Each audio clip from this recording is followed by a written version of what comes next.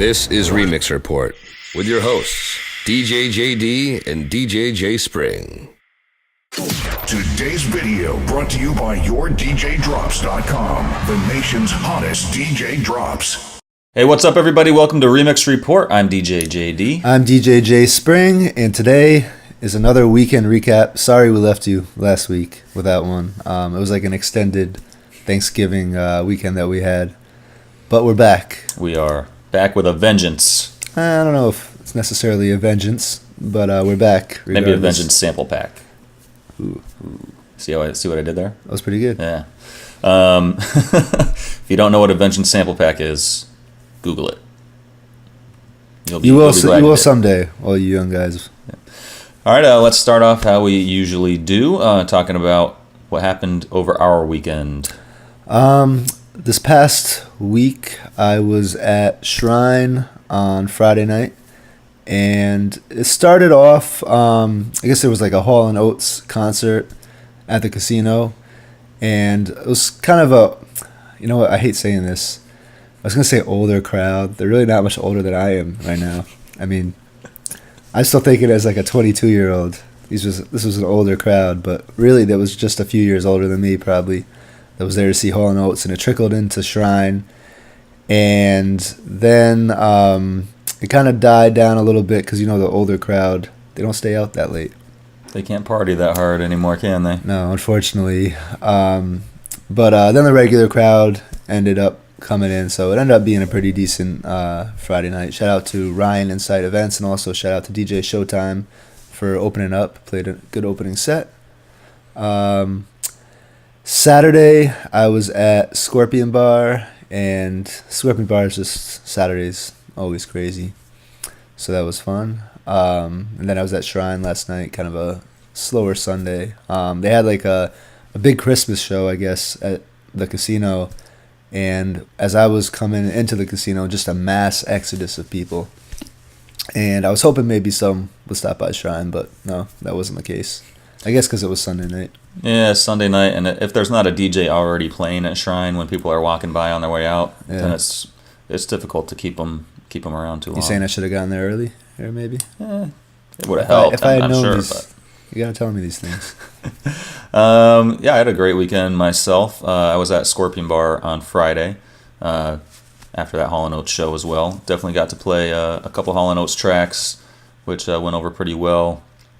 We actually played, there's a Rich Girl cover that someone did. I think it's on DMS that I played that a few people definitely liked. So yeah, I mean, Scorpion Bar obviously can work in a little more open format kind of stuff than you typically do over at Shrine, so a little more free reign. Who did the house mix of Out of Touch? Is it Brass Knuckles? Q did one. I'm sorry. It was DJ Q. Brass Knuckles did Don't You Want Me Baby. Yep. I did end up playing that Q one later on in the night also. You know, I that was my big plan to come on when I got on around like 11:35, 11:40. That was my plan, was to hit him with the Out of Touch DJ Q remix. But by then the older crowd was already gone, so I scratched that. I looked out there and I'm like, no, that won't work too well right now. Yeah. Let's see. Saturday, got up bright and early and drove up to Hartford, which is about an hour away, and DJ'd for the Fan Fest at the UConn football game. So I was there, hanging out, DJing a little bit up there. It was freezing cold. Were your turntables working all right in the cold I ended up playing all in internal mode because it was so cold that there was just no way.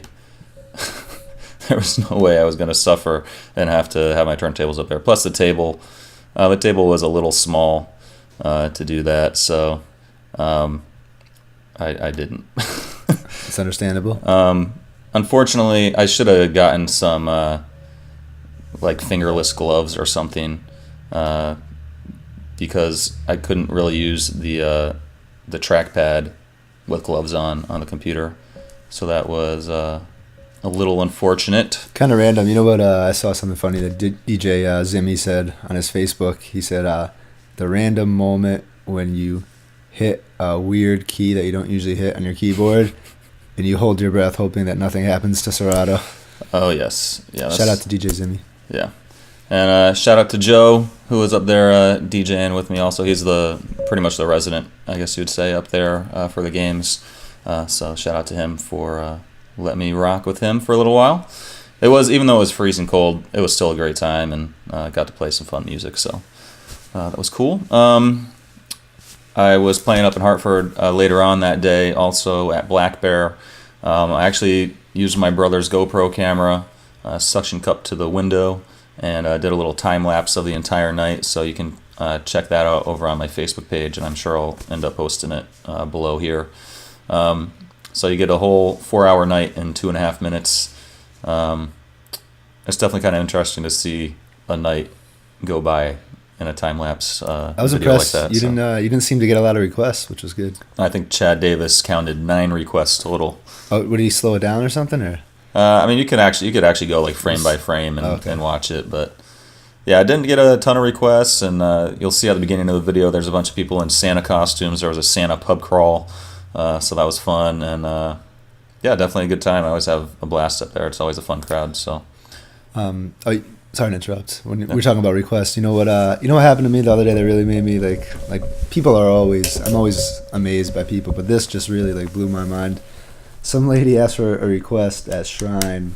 This might have been on like a Wednesday that was somewhat busy, I guess, and she came up, asked for her request, and she's like, because I don't like this song right now, and she's like, I need it. Are you gonna play it? And I was like, yeah, I'll play it. And it was, I don't know if I was gonna play it or not. I forget exactly what it was, but I just remember her coming up to the right side of my booth, and then she kind of has to walk around the couches to get back down. It took probably about 5 seconds to get back down, and then she looked at me like, "Come on, like really, like in 5 seconds you would expected me to like switch it exactly that fast? 5 seconds, really?" That happened to me at Shrine last week too. It was Wow. very frustrating. It's like, I didn't play your song next, so you're gonna come and ask again? Well, if you ask again, it's definitely not getting played, especially in a timely manner. So you can wait at least another 45 minutes for it to be played now. And if you leave because I haven't played your song yet, I really don't care. Is there anything more annoying than people asking for primetime songs at 10:45 at the club? It's very annoying.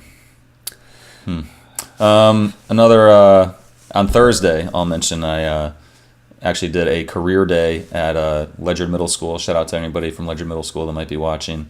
I'm sure the whole school is watching. I'm sure, probably, yeah. That's our target audience. That's the middle school I actually went to, and I do their middle school dances still to this day.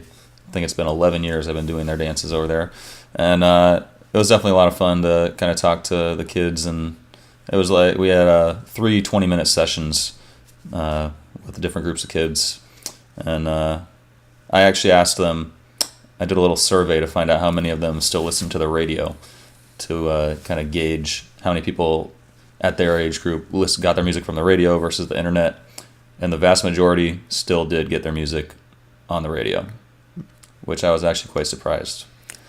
So, I wish I was paying more attention to this commercial that I saw on TV. I just caught the very end of it. It was like I want to say maybe a 11, 12-year-old girl talking to maybe 5 or 6-year-old kids, and she was like near the TV, like hooking up some modem or cable thing or something. I'm not very technologically advanced, obviously, and she's like looking at the kids being like, "You guys just have it made now." She's like, "My generation didn't have anything like what you guys have," and she's 12 and they're like 6. And that's, I mean, it is kind of true when you think about it, but that's absolutely true. I guess it is. I don't know if it surprises me that those kids are still listening to the radio. I don't know if they're 11, 12. Yep. I don't know if that's the age that. I mean, I guess kids younger and younger are starting to load up iPads or iPods and stuff, but.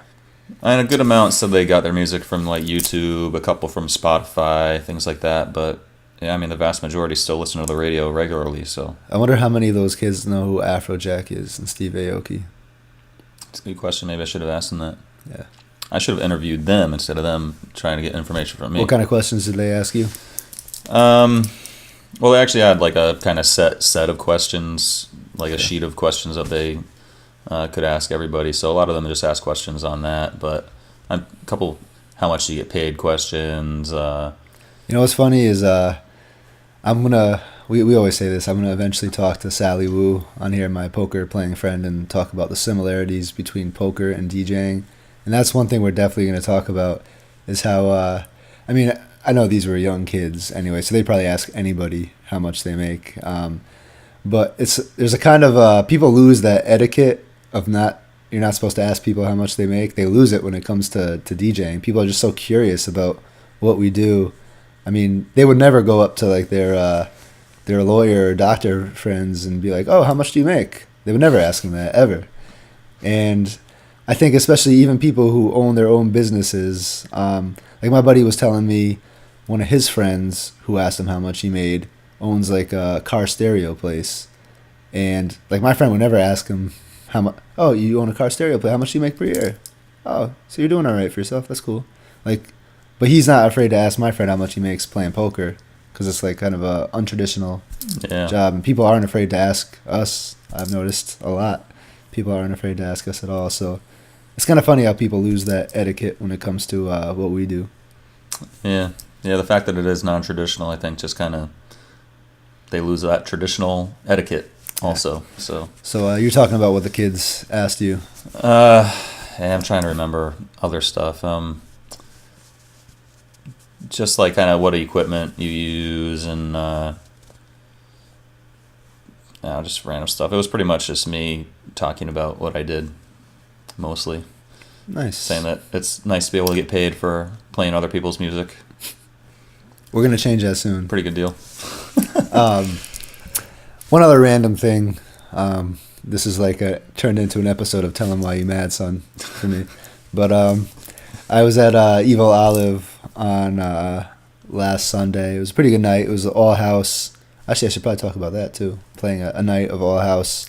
That was actually more difficult than I thought it would be because it's like now I have my ideas of what songs go together and for certain sets, and it was kind of like spent the night piecing those songs together, and it was a learning process, I guess. I'm sure I'd do better next time, but I ended up I think I did all right. The guy who promotes, our friend Ryan from Insight Events, always yells at me for he watches us and says that I should never say I do an all right job. But I'm just being honest. Sometimes I feel like I didn't have my A game. Actually, this past Friday at Shrine, I thought I did really well. But that night, playing the house, I'd probably give myself a C. It was a little sloppy. Yeah. It's always weird when you're playing a specific genre for an entire night, especially one that you don't always play all the time. Just like piecing so everything much, together. Even though I did plan ahead a little bit, still... you got to dig a little deeper into the genre and play some of the less popular stuff, I guess, to kind of fill in a whole night of that genre, so it can be difficult to do. But definitely. where I was going with that anyway was that the booth is kind of small, and I just came to realize I get very frustrated if anybody gets into my personal space of... This is where I draw the line, is where my turntables end. Yeah, I totally agree. I don't care if there's I've actually gotten a lot better with having like 1,000 people in the booth at Shrine. As long as they're standing behind me, it doesn't really bother me at all. But if you get into my space, like I hate when I'm mixing, I move my hands around a lot to stop the record, like subtly, like to go along with the mix. Or I have to move my hand to change the pitch just a little bit. I always want to have that area available for me to do that. And there's nothing more annoying than when I'm hitting people, bumping into them. I hate that. And if you're in any area in between my turntables, if you're not outside of my right turntable and outside of my left turntable, then you are a problem for me. So they kept coming up to work on the lights, and which I have no problem with as long as they were actually like, if there was like some problem they knew about and they wanted to fix, like by all means go ahead. But they were just kind of like playing with it, and then like I just kept watching. They weren't like fixing anything. They just kept hitting the same like buttons trying to get them to work over and over, and I was really a little frustrated with that. But I can imagine. Yeah, just my space. I need my space. Pretty much at Shrine, there's 2 levels in the booth. There's a platform that the DJ and the light jockey are on, and there's a little step down, and then the rest of the booth where people can stand. So basically, if you're on that level that we're on, you're a problem. Yeah. You need to get down. There's not a whole lot of space between the light guy, shout out to Justin, and us where we are. And sometimes people do get kind of in between there. I mean, for a few seconds maybe, but it is kind of borderline on that space that I like. Yeah, absolutely. Well, let's move on to some DJ news. Our good friends, the Rocket Scientists, just released the Blast Off 4. Their Blast Off series has been pretty popular over the last couple of years. I mean, open format wise, is there any mixtape series that's more popular than this? I know people look forward to Sprite's Stay mixes as well. This is obviously right up there with that. This might be the most popular one. I don't know. Yeah, these are definitely super popular. I've already gotten a ton of plays on their SoundCloud, so we have a link to that right down there. So go check that out on their SoundCloud, download it, listen to it a lot, and I think enjoy. This is like anything goes. This is just true open format. No rules for this mix, I think. In some tech news, Mix Vibes, which is one of the DJ software options out there, just added video capability, so you can mix videos and mix vibes now, if anybody's interested in that. DJ Tech Tools just did a review of the Pioneer DDJ-SX, which is the new Serato DJ controller. So if you're interested in upgrading to that or switching over to that, definitely check out that review to kind of get the lowdown on what that's all about. Let's see, Direct Music Service posted a link to 25 live sets from Daft Punk. So I guess if you want a Daft Punk fix, that's where to go get them. DMS is always posting on the blog. They've had quite a few different DJ sets that they posted. That's where I think last week I mentioned I saw some of the sets. It was from like a EDC, like Bingo Players and Data Life. So it's always good to see what those guys are playing. Seems like right now the big house song is Cannonball. Mm-hmm. I see a lot of because I check some of the Beatport charts now, and it seems like that's the song that all the guys are starting to play. So I've been getting a few requests for it too. Interesting. All right, DJ Meg posted an article about USB thieves. So I guess this is becoming a problem now. And with the non-laptop DJs, they just bring a USB stick, put it in the CDJ, and it's just sticking out there, out of the CDJ.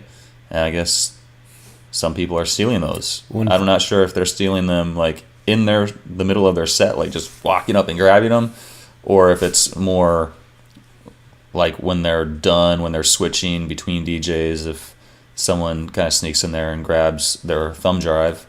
I mean, it'd be tough to do during the middle of the night, I would think. It could. I guess it really depends on the setup of the booth and all that kind of stuff. But I can definitely see this being a problem. I mean, I've heard talk of people not actually stealing them, but like talk of people thinking about stealing them, or like kind of dreaming about what could happen if they could get their hands on like Deadmau5's flash drive or something like that, or Swedish House Mafia's flash drive. Because I'm sure there's a lot of songs on there that are exclusive, unreleased, especially for the artists themselves, like tracks they're working on that they're playing out but haven't released yet, things like that. So I can definitely see that being an issue in the future. I mean, it's a little easier to steal these little thumb drives than it would be to steal an entire laptop. So, you know what? You just reminded me of. I don't know if you heard this story or not about Ryan Leslie's laptop. Did you hear that story? I remember that. Yeah. Well, no. It just actually came out that he was being sued, I believe, by the guy who turned over his laptop. It was found.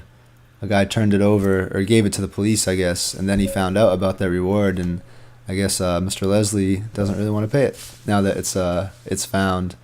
I guess a lot of his songs were missing maybe, and he wasn't able to recover some of the stuff. So I don't know if he had any stipulations when he said he was gonna give a $1 million reward, but I guess they're fighting right now. I think the judge actually ruled that he does owe the money, but I think Ryan Leslie's still trying to fight it. So we'll keep you up to date on that breaking situation. I don't know. That's like, if the guy didn't even know about the reward and still handed it in, then you know what? That's your problem. You didn't even know about it. I mean, in another way, I mean, Ryan Leslie should probably do the right thing and stick to what he said. He didn't say you have to know about the reward for me to give it to you. He just said, I think he's more mad that the stuff he wanted on it isn't there, I guess. Well, I mean, I would say if it came back damaged, then yeah, maybe give him some money, but not as much. Yeah. I don't know. All right, let's move on to some discussion here. Some more Deadmau5 news. I think we're going to keep this Deadmau5 thing brief here. This wasn't really about what we talked about before as much. This was more about just the state of EDM, which he likes to call event-driven marketing. Which I think is pretty clever. I mean, it's really true when you think about the state of house music right now, and everything is driven by the big festivals and these big events. I mean, that's really what it is. So one of the things he said in this interview that he did, and I got this on inthemix.com, but I think this was an interview from somewhere else, actually. You can watch the video online. He said, awareness is key in event-driven marketing, especially when it comes time to sell the ticket. What, are you going to pirate me to the stage? Good luck with that. And in relation to my career, I'm all about the show. So he's saying that it really is about the show now. You can pirate his music all you want. You can share his music all you want. That's really not going to affect his bottom line in the long term, because the more people share his music and the more his music gets out there, the more people are going to want to go see his live show, which is where he actually makes the majority of his money. So Calvin Harris, in a separate interview, he was kind of putting the BBC on blast over some stuff they were saying, but one of his quotes in this article was, crowds used to come see the DJ for a musical journey. Now they expect to hear specific songs, and furthermore, they want to see a show. So more reinforcement that it's really all about the show now and not so much even about the music. I mean, one of the things you were saying was people just wanting to be at these events for a status. Well, that was in the next article we're going to talk about. By the way, shout out to my boy Tim for sending me the link for the Deadmau5 article. The next one we're going to talk about is that EDM's bubble will soon burst article. It was an editorial from dubstep.net, and that's one of the things that guy talked about who wrote that. Just basically saying some of the reasons why people go to these big house music shows or clubs that have the big DJs now is, one, they want to get their picture taken with this big DJ who's a celebrity, and they want to be like popping bottles with them in the picture. So that's one of the reasons. And then the other reason is people go to these huge festivals is they just want to have a good time with their friends for the most part, and all do drugs with their friends. And it's not so much about the music, I guess. It's about the experience. You know? But see, I don't know if I necessarily agree that that's a reason that EDM's bubble is going to burst, that it's not about the music. I mean, it seems to be going fine with whatever they're doing right now. I mean, I agree. I mean, we've kind of gone back and forth on where we think the state of EDM is at the moment, if it's going to fade out. I mean, like a couple months ago, we both were kind of under the feeling that it was probably going to start to fade out, and I don't know, it hasn't faded out yet. So I don't know if that was accurate assessment or not. But I mean, it's still, when we play it, I can speak for myself. When I play it at Shrine on Fridays, I definitely feel like I'm alienating a lot of the crowd when I play my house set. Obviously, there's that part of the crowd, seems to be a small percentage of the crowd that's going apeshit and jumping up and down and looking at me like I did something amazing just by throwing on some EDM song. And there's obviously always those people, but I still feel like a lot of the crowd, I'm just turning them off to that. And I mean, I guess that was always the case. See, I think about when I used to go out to clubs when I was like 21, and the DJ would play his 3-song house set or 4-song house set, and there was always people who cut their throat and thumbs down because they didn't want to hear house. I mean, that always existed, so that's nothing new. But still, I mean, there's songs. You have songs like Swedish House Mafia, Don't You Worry Child, or even the new Calvin Harris, Sweet Nothing, that are getting crossover play. They're getting some pop radio play. So those songs, I never feel bad when I play those. But, I mean, there's still people who don't know Kick Out the Epic Motherfucker or Epic, those two songs.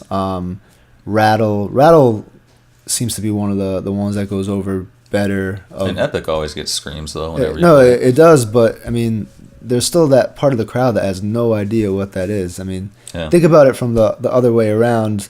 Think about the true house heads who are there and want to hear they want to hear Cannonball and they want to hear the new stuff. They still know Mercy, and they still know Birthday Song, and they still know Pop That, and a lot of times they still dance to that stuff. But it doesn't really work that way the other way around. The hip hop crowd doesn't know really the house, and to me with house, it almost, I mean, I'm sure I've said this a million times on here before, it just seems like you either know it or you're very into it or you're not. Like there's not really that middle ground so much. I mean, I'm sure there's a few people out there who aren't specifically looking for house, but they recognize Rattle and they recognize maybe No Beef or Take Over Control. But for the most part, it's just you either like it or you don't know it at all or don't like it. It's almost in a way like reggaeton. I know I made that comparison before where people either want to hear it or turn the shit off. And that's how I kind of feel about house a little bit. Yeah, I wouldn't disagree with that.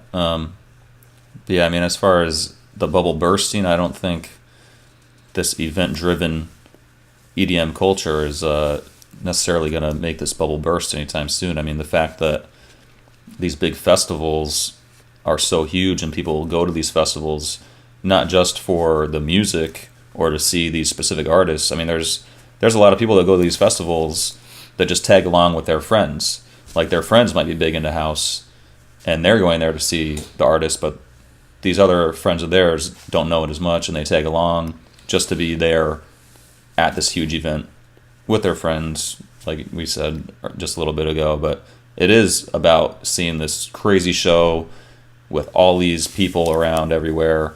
And like when I went to EDC in New York this past summer, I mean, it really was just like you just stand there in awe of everything that's going on around you.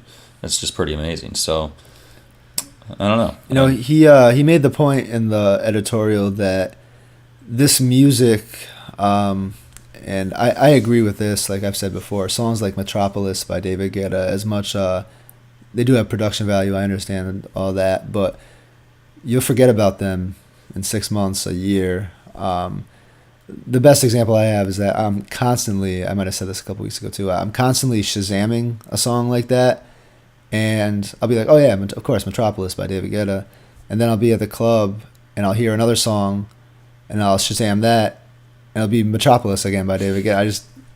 I mean, most songs I can tell, but songs like that I only play every once in a while, just because it doesn't happen to be in my normal routine. They don't make that much of a big impact on me. And in the same way, I think these kids are going to look back at these songs, and a song like Metropolis, again, doesn't have anything that's going to really make a huge lasting impact on you, I don't think.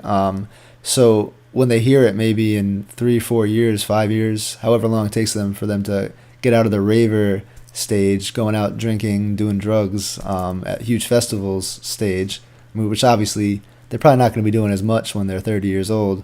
They're just going to look back at that song, if they even remember it, and just think of it, it's going to remind them of the times that they were just silly young kids.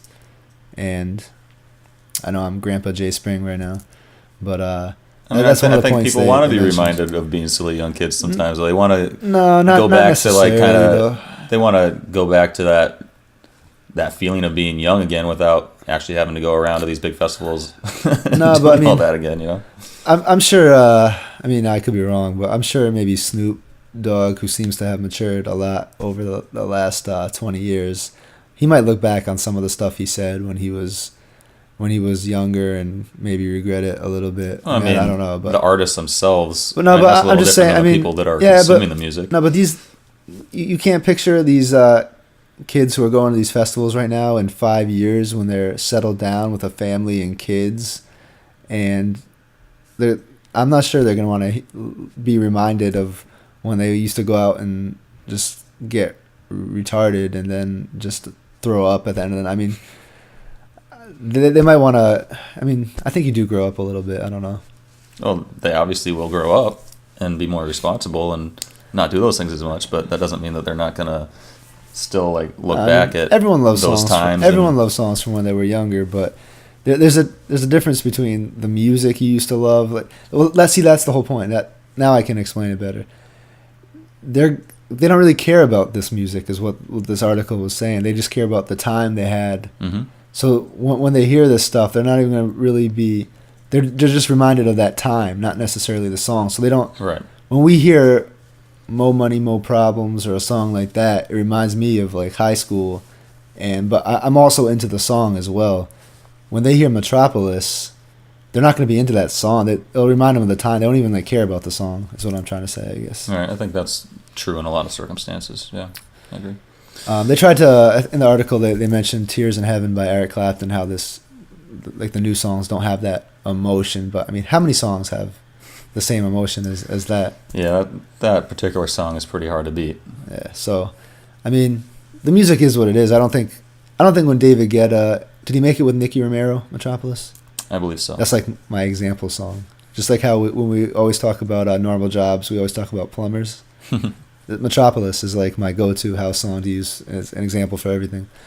When they made that song, I don't think they would have thought, I'm going to be playing this song in 5-10 years. This is going to be like a class. I don't think they thought that when they made the song.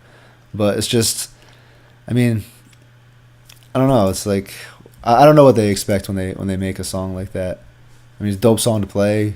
Do you still play it? I haven't played it in quite a while. I mean, I'm sure it served its purpose, but I think he probably looked at it much differently than he looked at "Love Is Gone" when he made that record. Oh, yeah, sure, probably. All right, well, I think that's enough on that subject. I think so too. I guess we'll take one email. Yep. This is from DJ A Run. Send us an email. That's a subject that we've touched on recently, I think, but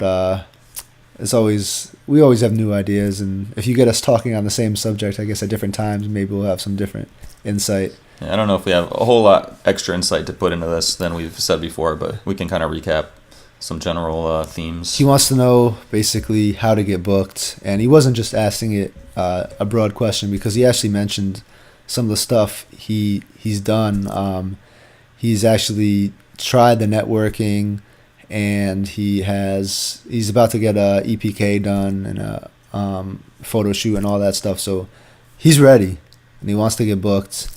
What more can he do? He said some of the CDs he's handed out to owners, and some of what he thought were connections haven't panned out. So, I mean, what do you do in that case? I mean, it really still all comes down to networking. Even if you've been networking, you need to do more networking. And if that networking doesn't pan out, you need to go do more networking. So, and you gotta go out there and not just talk to these people once. You gotta talk to them multiple times.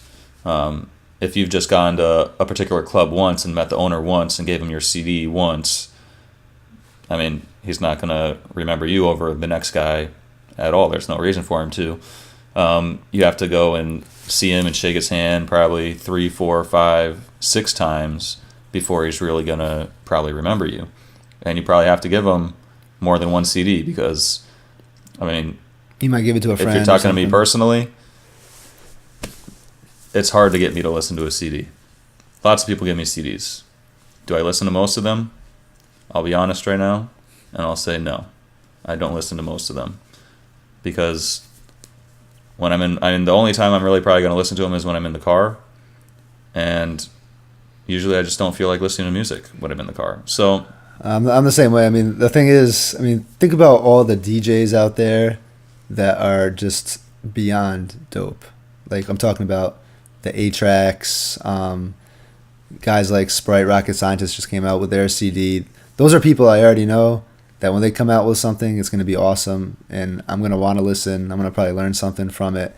I mean, there's a lot of DJs like that I definitely want to hear their stuff. But like I just said, there's a good amount of those guys, and I don't always have time to listen to all their stuff. Yeah. So when I get stuff from people who I don't know yet, it's like all right, I have your CD, but I haven't even listened to the Blast Off 4 yet. I've just sampled it with JD right before we got on here.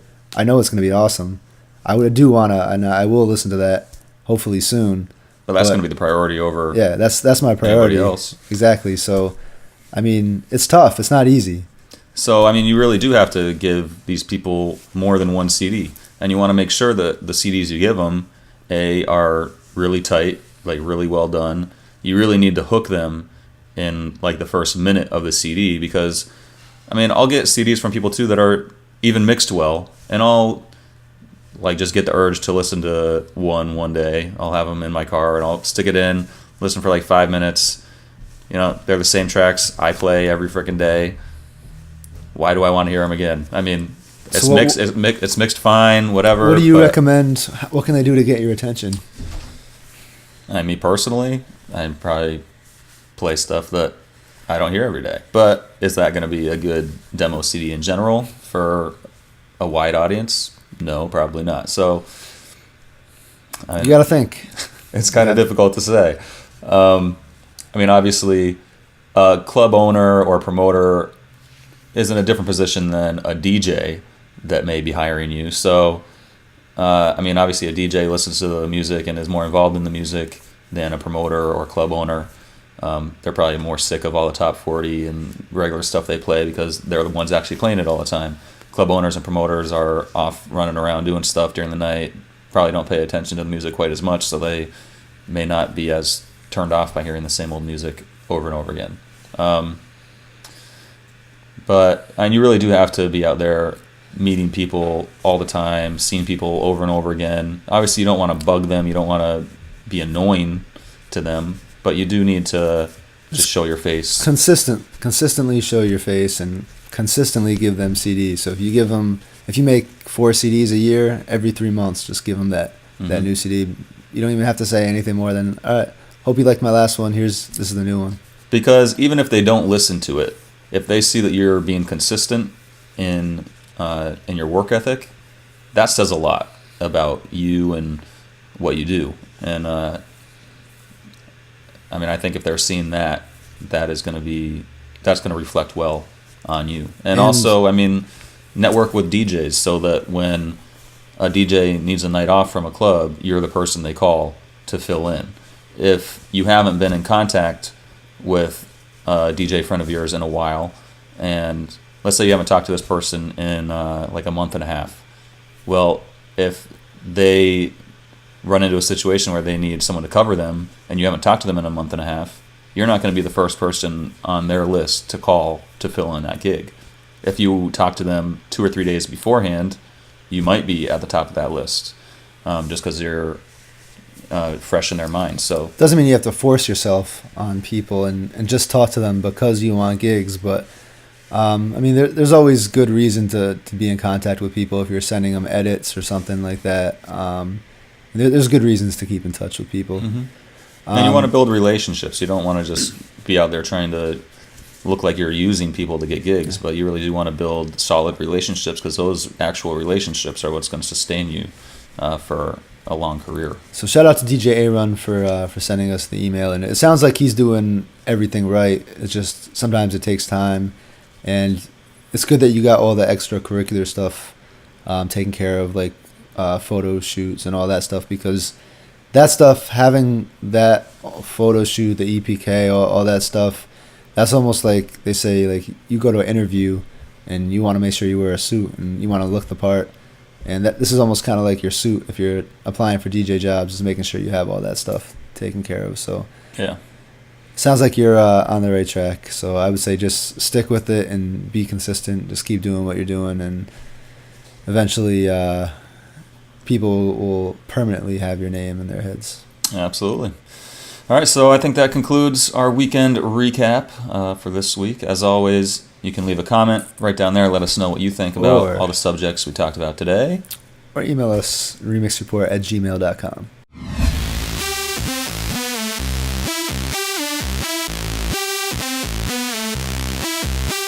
remixreport.com